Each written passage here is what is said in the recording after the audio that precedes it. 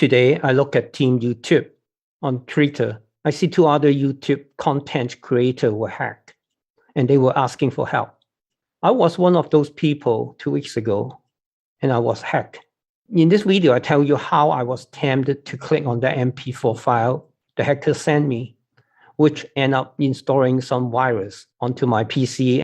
Last October, a fake company sent me an email asking me to help them to promote their game. And they asked if I could incorporate some of the photos of the game on my YouTube videos.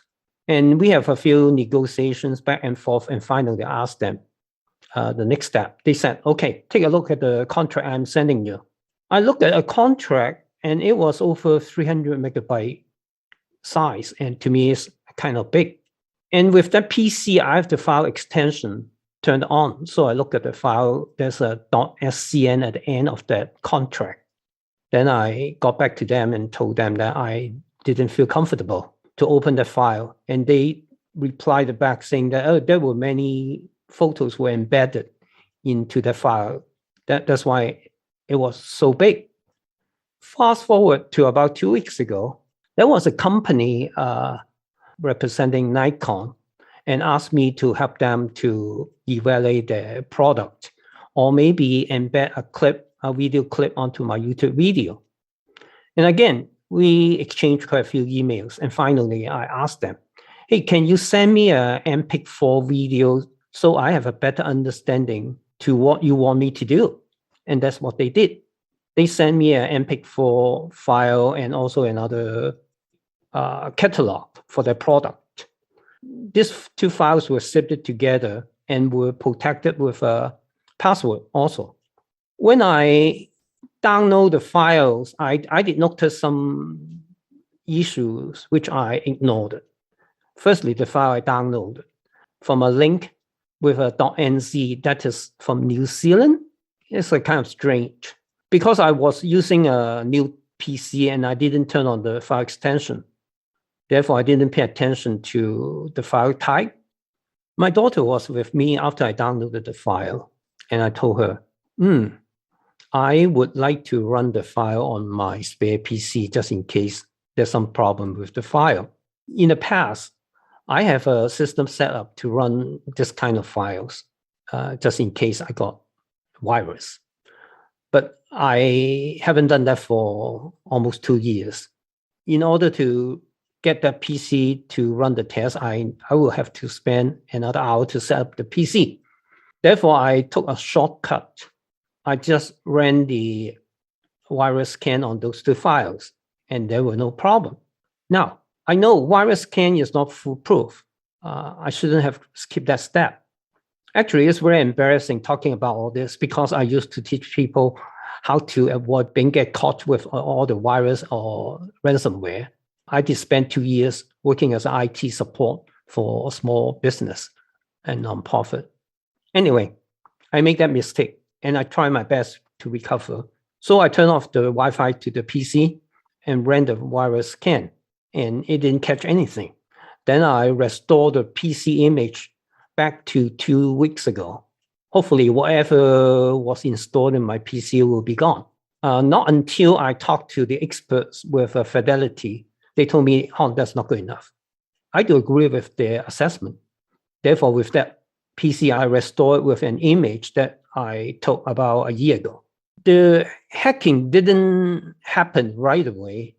It was about 2-3 days later, that afternoon, they got into my account and changed the passwords. The hacker's software is pretty powerful. It could capture the environment of my browser, my PC, maybe even the security key, which identified the PC, because when they first log on, there was no alert being sent. Not until they changed the password.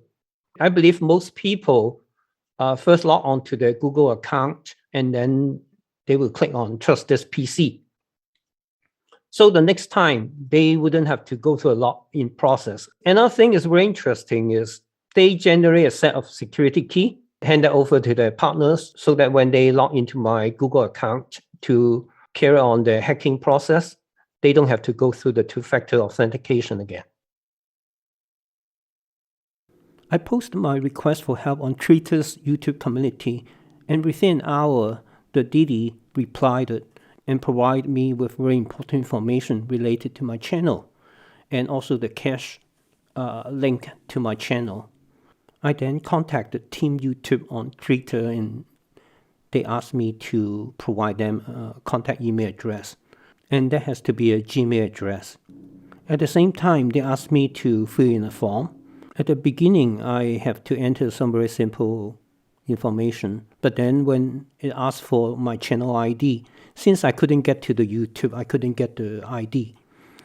If you can get to the YouTube, you can just follow my step here on screen to get to the ID. I was glad that the Didi able to find my ID and provide that information.